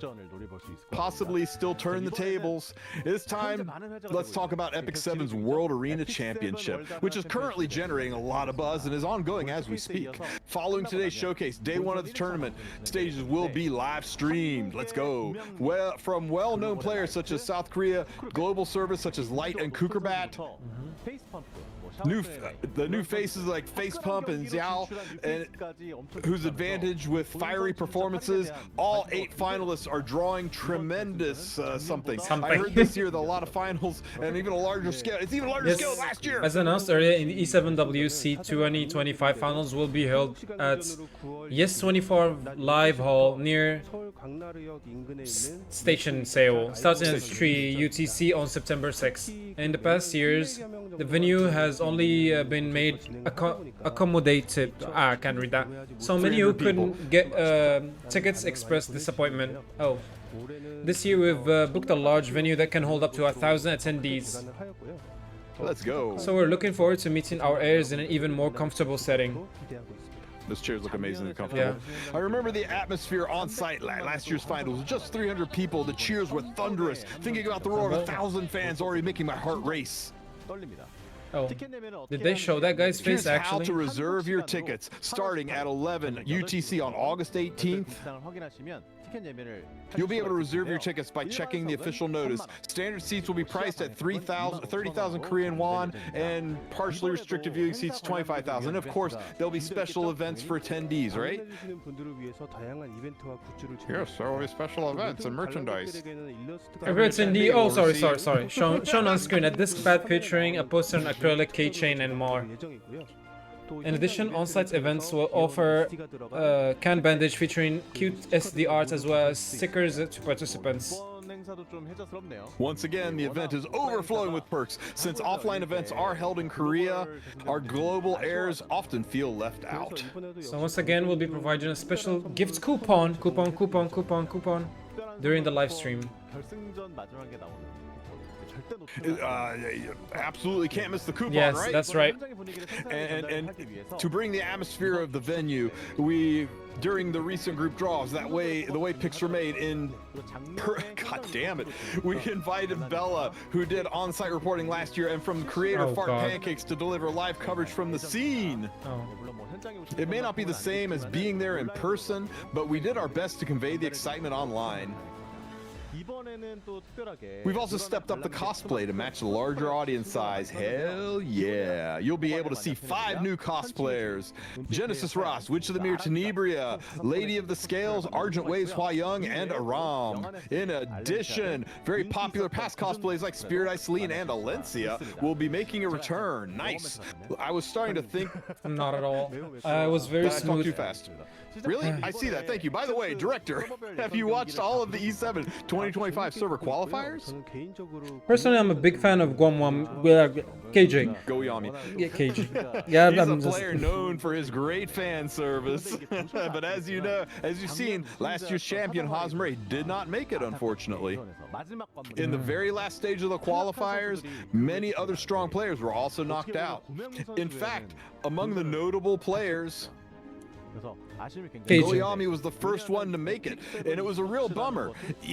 Epic 7 Esports often offers big prize money and even larger finals, but it can only happen from a player's perspective. I talk too fast, and I want to showcase there are skills that are that they've honored in World Arena. But if they oh my god, this is so bad. What are your thoughts? That's why starting in 2026. I'm happy I got the slow guy, man. We plan to expand Epic 7 Esports.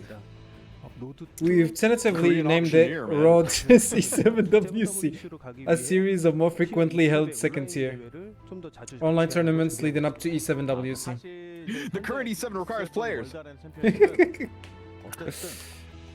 really to reveal their faces as they advance, and if that creates a lot of player pressure, of course, to ensure fair matches, our referees monitor players' camera feeds and autos from behind the scenes. Even so, it is true that many players still feel a lot of pressure. On top of that, the prize money is concentrated amongst the very top players, and while we do provide badges and profile cards... Wait, what? Oh. To around the top 100 players. Those alone are enough to create truly drive participation. The barrier to entry still feels very high. So for the new online tournaments we're preparing, players do not need to reveal their faces publicly, and we're looking at ways to offer more attractive rewards to give even stronger motivation than before. We're also considering a format based on World Arena season ranking, so players who play Arena consistently can earn results. Wait, what? By hosting more frequent online tournaments that anyone can join easily, we aim to expand the player pool with regular World Arena season and balanced patches. Nice. Showcase a variety of meta to viewers. Players can try copying the team used by top-ranking players, or simply watch the current meta in action, which should help lower the entry barrier to World Arena. Of course, we also plan to discover and highlight more top-tier players. In between, through a lunatic match. In esports, the player pool needs to keep growing. We can't let it stagnate. I hope a lot of you show interest in the new online tournament. And this is actually the first time that we're announcing it today, but I've heard that there's another special event this year, on par with the E7 Wait, World what? Cup 2025 finals. That is correct. We're preparing Epic 7 first ever orchestral performance. Hell yeah. This was great when Brave Exvius did it. Yeah, that's right. Symphony number 7 Orbis convoys the melody of this special occasion. Ross, Mercedes, Krause, Saria, Angelica, and Vildred. This is it's got this nostalgic, stirring feel that's both cool and beautiful. Of course, plenty of people mute their mobile games while playing, losers. Me. Huh? But Epic 7 is a treasure trove of great background music that sometimes you won't get DMCA'd for, and countless tracks. OSTs like Promise that you will get DMCA'd for. That 100%. Before the in-game music player was added. We even received player inquiries through customer service asking which background music was used in certain scenes. We occasionally upload background music. These popular tracks used to be a treat for our fans. Yes, in-game music plays a big role in boosting immersion. And for our heirs, it's a way to relive memories from their Epic 7 journey. The orchestral performance will focus on the core episode 1 and episode 2.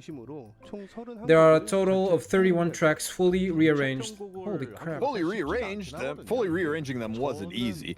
But for me, Epic 7's essence will always be the lobby background music. For me too. I like the pub theme when played during the opening.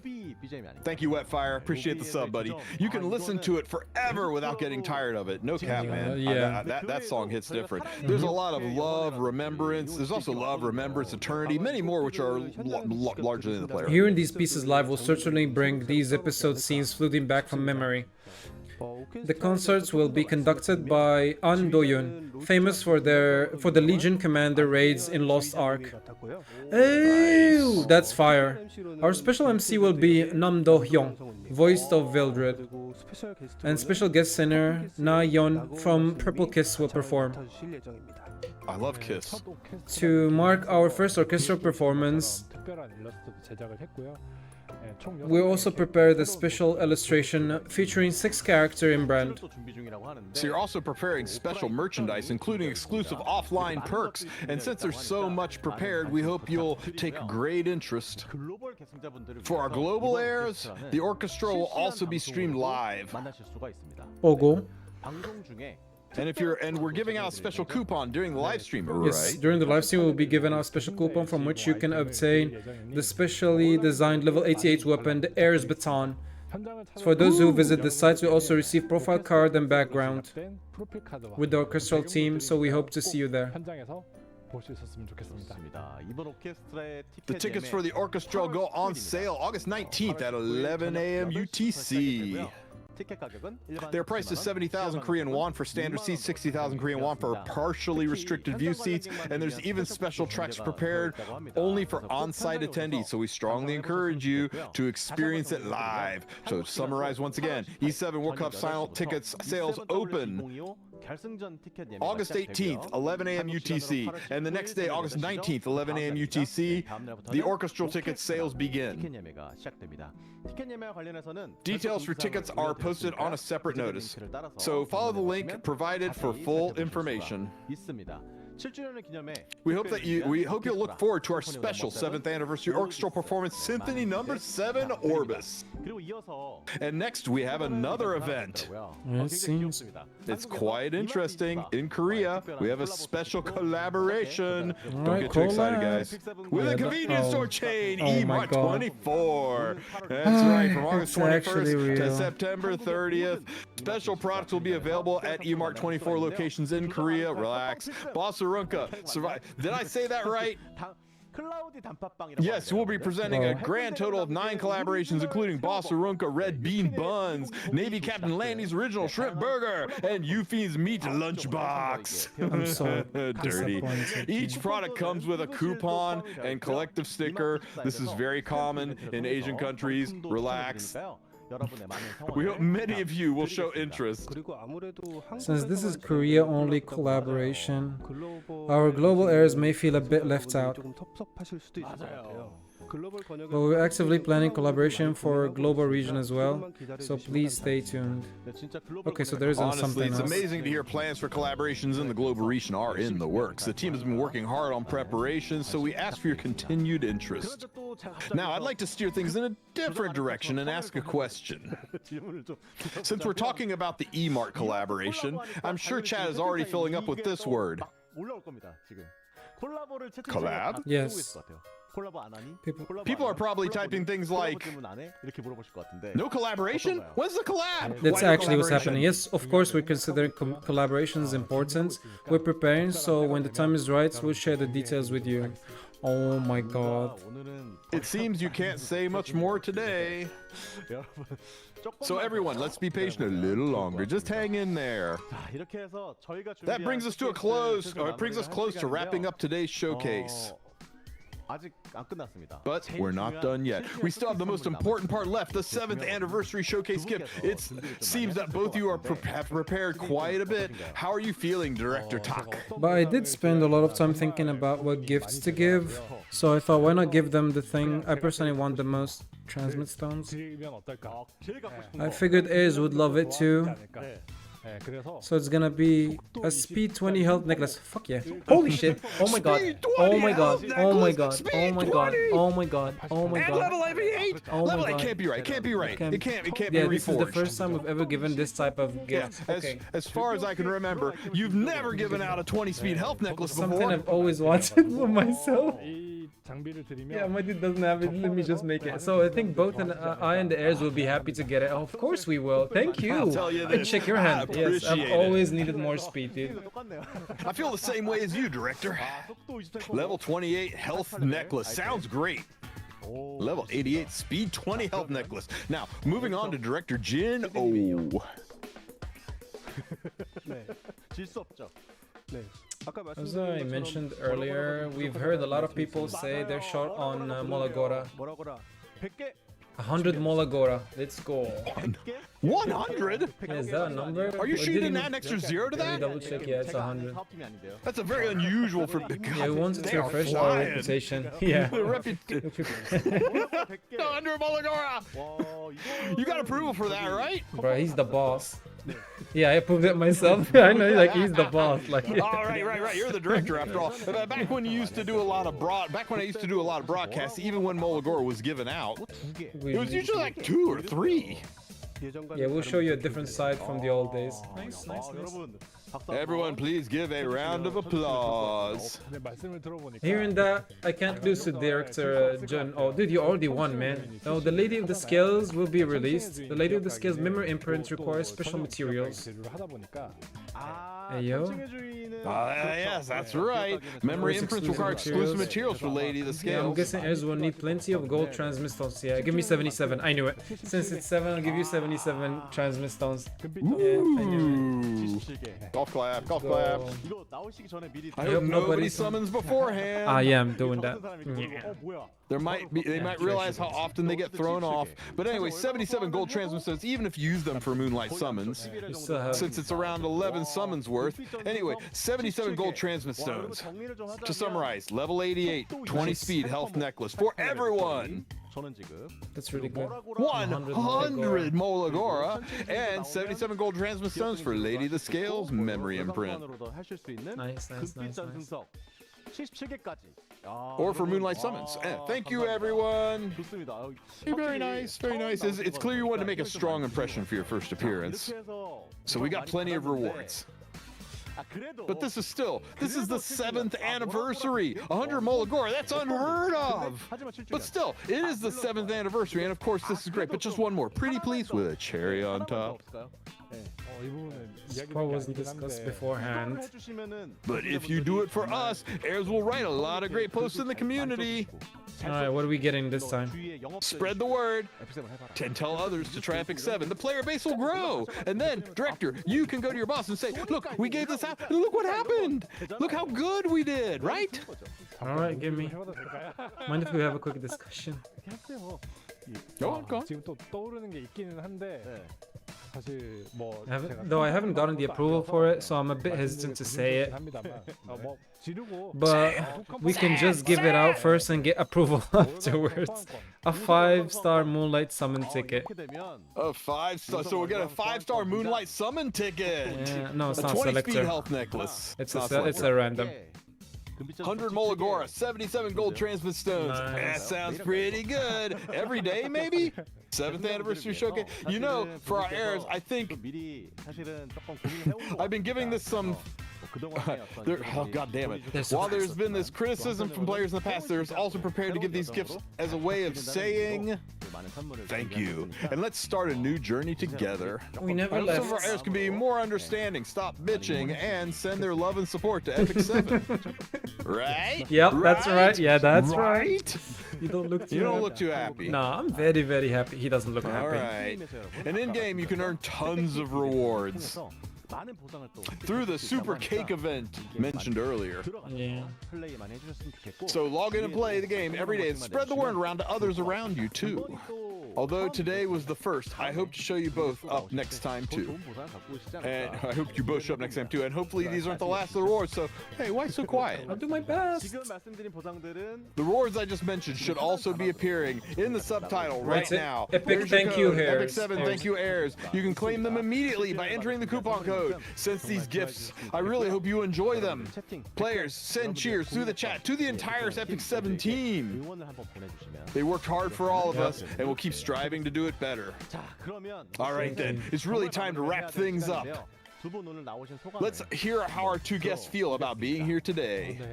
As I mentioned earlier, I see the 7th anniversary as the starting point for change that will take place for the next 20 years. As someone who's been here from the very beginning, both as a player and a developer, I truly love Epic 7. I will work hard to keep my promises, and I hope I'll keep watching. You keep watching and supporting us, and I want to sincerely thank every year who has been with us so far. 감사합니다. Thank you. Director Jino, any last words for our heirs? I was a bit nervous today, but to be honest, I'm still feeling tense, and I can feel my heart racing. What we said today might not have been fully satisfying. It was very satisfying, kind of. But the feedback we've received from our heirs is something the business team will continue to think about and act on. 감사합니다. Thank you. Everyone, thank you so much for watching the showcase until the end. Honestly, I was a bit worried you might find it boring at times. I think we've gone over an hour. Yeah. But we wanted to talk through all of this with you. And that's why we were prepared it this way. When I first joined Smilegate, it's been quite a while now. Honestly, I worried whether we'd make it to a 7th anniversary. There's pet snacks and all. So seeing Epic 7 reach this milestone makes today a very special day for me personally. As we promised earlier, we broke the link. All of us will keep working with Epic 7 to we'll keep working to stay connected with you. Thank you so much for watching today, and we'll do our best so we can greet you more often in the future. Thank you, everyone. We actually broke the coupon link, by the way, Tristan. Like so many people went in, it just broke. The whole website is down. DMCA. Oh, never mind. No, we're fine. Oh my god. 안녕하세요. 에픽7 김형석입니다. Yeah, the website is down. Today I'd like to share the director of our development team will be taking over next year and taking some time to talk about the world of Epic 7 with our heirs. Back in the early days of development, when we were designing the lobby, we set a motto for Epic 7. We want players to feel like they're coming to a place where they can always feel happy. A place where they want to return for that happiness. Bread and meat. That goal hasn't changed to this day. We want to create a world in Epic 7 that you, our heirs, can remember fondly. So I'd like to share the journey of Epic 7 dev team for now and the future. Epic 7 has been around for a long time, and the daily playtime needed for routine gameplay has grown significantly. The total amount of rewards has increased greatly, but this accumulated content still poses a barrier for entry for new players. We plan to improve the structure so that just by playing the content you enjoy, you can still earn most of the rewards. For repetitive content in particular, we plan to increase the energy costs while boosting the rewards to reduce the amount of repetitive tasks. Huge. In this way, you just log in for a short time and do what you want. Told you, 2x. You'll still be able to earn most rewards, making it easier to log in and feel excited to play. Nice. When the time it takes to earn rewards is greatly reduced, you can focus more on the content you truly enjoy. Also, we'll adjust PvE and PvP content that requires heavy investment or more challenge, so that you can play without feeling pressured by rewards, while preparing more story and event content for you to enjoy. Furthermore, I'll give you flexibility in your playtime. We'll run new content on a seasonal basis, preventing unnecessary content volume or mandatory homework, restoring balance to your gameplay time. In the past, PvE content in Epic 7 has often felt like a constant cycle of stress over reward and difficulty. Even the most well-designed PvE battles could lose their fun. Auto Tower. And when they demand highly or overly high stats the reward, just to earn good rewards, that's why we plan to significantly lower the stat requirement basing them on max level and enhanced equipment standards. Instead, we'll encourage the use of a wider variety of heroes by adding in elemental restrictions, focusing on the fun of figuring out the PvE mechanics. Different strategies on team comps. As a result, heirs will be able to reach a maximum efficiency faster and more easily than before. Moreover, for clearing higher difficulties and achieving higher scores, we'll introduce features like personal reward tracking, honor-based systems such as ranked battles, and rewards that don't affect game balance. Cosmetics. We will reduce the stress of competing for rewards while increasing, tuning PvE to a true playground for heirs who want to push themselves further. Lastly, you can look forward to the Acolyte Raid, a PvE mode that captures the very essence of Epic 7's battle systems.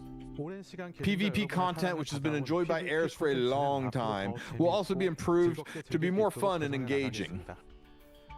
We're introducing real-time minor tournament system. Details for this system aren't finalized yet, but I'd like to briefly share some of our development direction. Minor tournaments will be a weekly real-time PvP mode. That's good. Nice. That's really good. They'll be regularly they'll be regular and open to everyone. The matchups will be decided at random draws within each league. The goal of each system isn't just to host a top rank, but to let heirs from different countries and leagues experience the feeling of victory. So much content. These small wins will naturally lead towards a grand stage of a World Cup. Wow. Producing new contenders every year. Wow, they should have done this before. E7 World Cup itself will draw an even greater attention,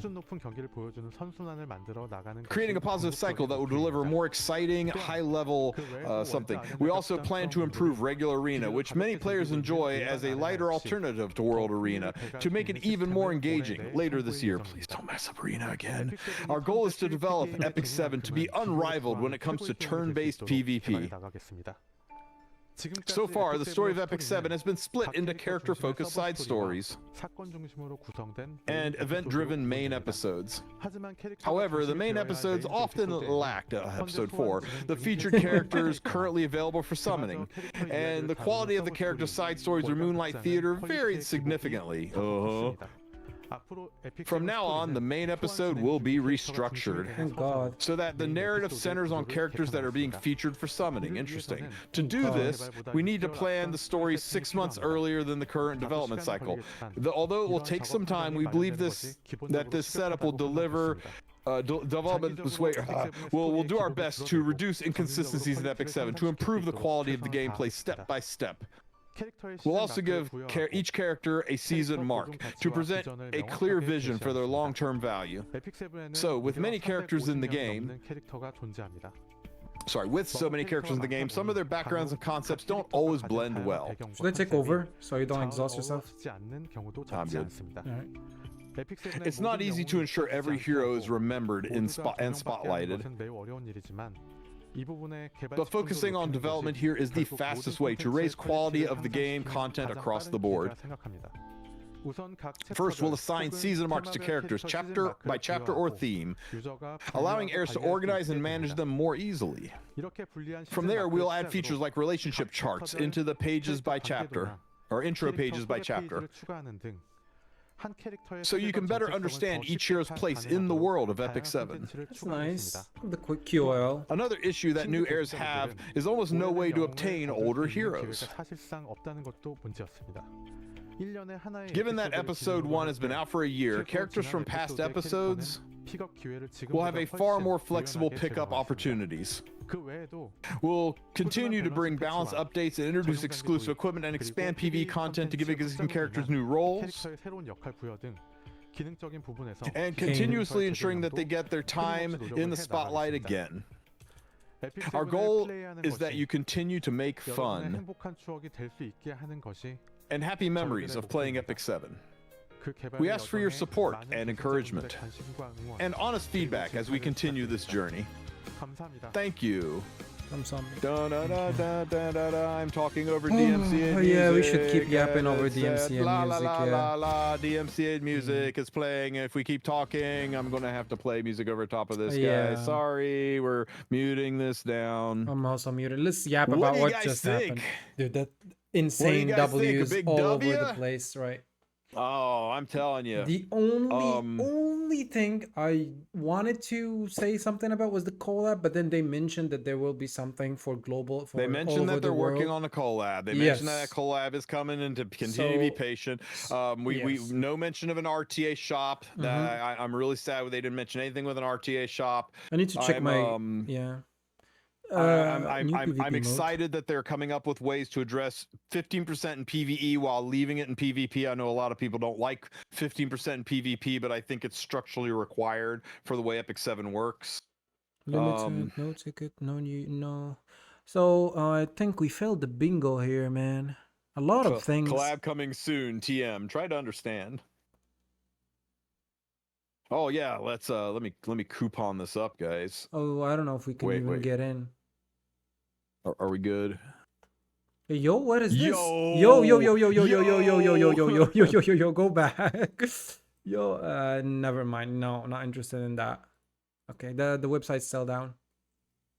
Like everyone and their mom is trying to log in. God dang.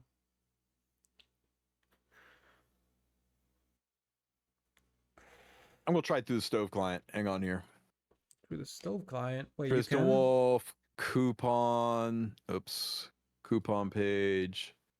Oh, there is a coupon page in the stove client. Okay, for Epic 7. Wait, that what was the logged me in. coupon code again? What was it? Let me paste it. Epic 7. Thank you, airs. Epic 7th. Wait, you can do it. Oh, Epic 7. Thank you, airs. I did not know you can do it from there.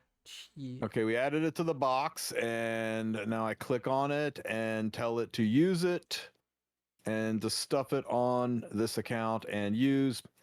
Booyah! So if you guys are struggling, if the site's down, try using the stove client. Wait, how did you do that? Oh shit! Well, I think this fight is a loss. Wait, how did you do that? Ah, I missed it. Okay, so I put it in a box and click on it. Okay, one more time for the people in the back. The way you do this is you go to your stove client, you click on your name in the top right hand corner. About halfway down the list, there'll be a thing that says coupon. That'll take you to this page. You select Epic 7 as your game. You enter the coupon code. You click OK, and it will say added to the box. You scroll down your box right here. Just click on the coupon. Just anything on the coupon, and it'll bring up a window for you to select your character you want to apply the coupon to. You select it. Done and done. 100 mola and 20 speed neck and an ML5. Right. Good luck, dude. Good luck with your ML5. I gotta go to the lobby. Here we go. I said DMC. All right. Oh, lovely. God damn, that feels so good. Oh, that's a 20 speed neck. Oh, that neck, man. That Someone neck. got Oh Dark my Corvus. God. 1 minute before E7WC, so they're just yapping right now. Steve. Okay, guys. We'll pull on the same time. Who said ML Rat? Who's getting banned? Oh my Who's God! If getting he actually banned? gets that, that's a perma, man. Like. The code is what was it? I'll post it. There you go. There's your code, guys.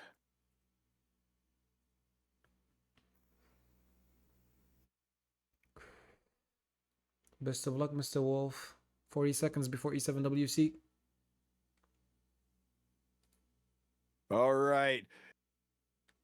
Oh, I can't look. All right, wait. Let's go. Good luck.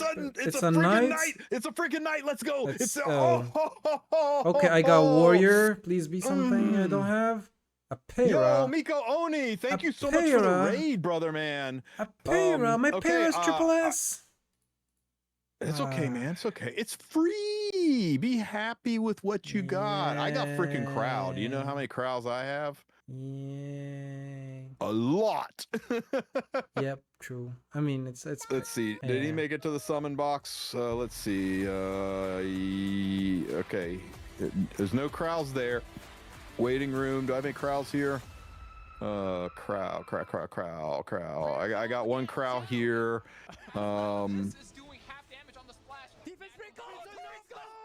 There's that Oh my crowd. god, I Let's almost see. deleted the How- freaking how- necklace. Oh my god. How does? Oh yeah, guys. my First God. things first. Lock the hell out of this. I almost Hey, deleted that. Oh wait. We got something going on.